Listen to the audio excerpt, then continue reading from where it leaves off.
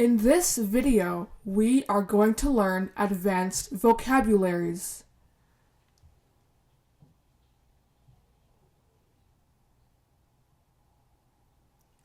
بسبب ዝሻቐልን ዝግደስን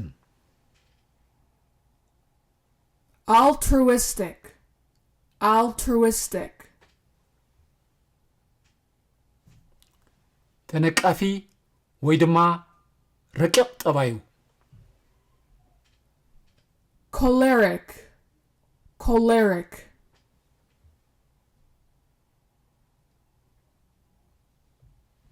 ተመሓዛዊ ወይ ዓላ ዝኾነ ሰብ Convivial. Convivial. ናቱ እምነት ጥራሕ ቁኑዕ ዝመስሎ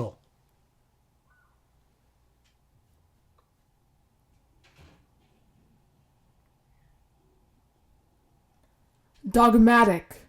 Dogmatic. ገለ ነገር ክገብር ኩቱር ባህጊ ዘለዎ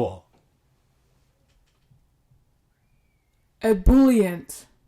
Ebullient.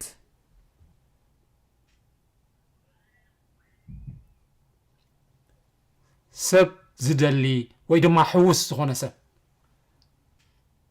Gregarious. Gregarious.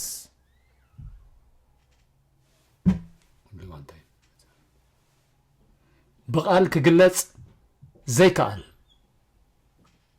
ብቓል ክግለጽ ዘይከኣል Ineffable.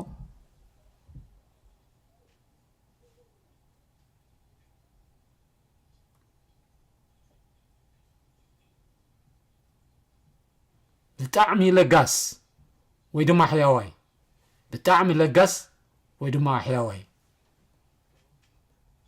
Munificent.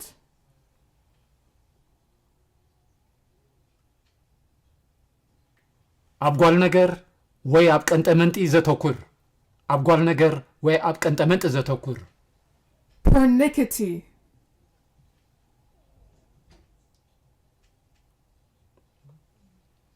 ክትርድኦ ዘጸግም ክትርድኦ ዘጸግም Inscrutable.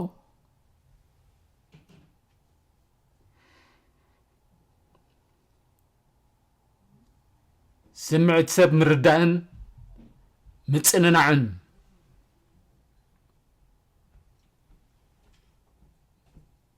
Empathy.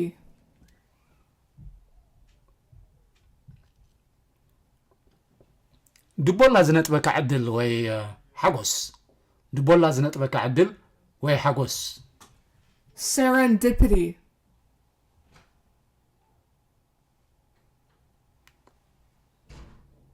ደላይ ጽቡቕ ወይ ድማ ደላይ ሰናይ ደላይ ጽቡቕ ወይ ድማ ደላይ ሰናይ Benevolent.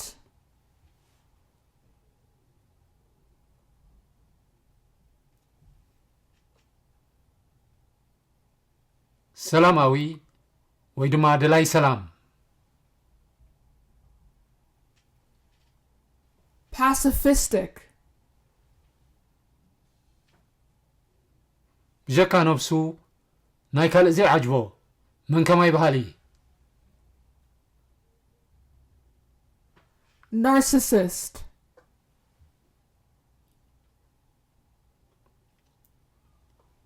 ንሰብ ብዓይኒ ጠርጠራ ጥራሕ ዝርዮ Cynical.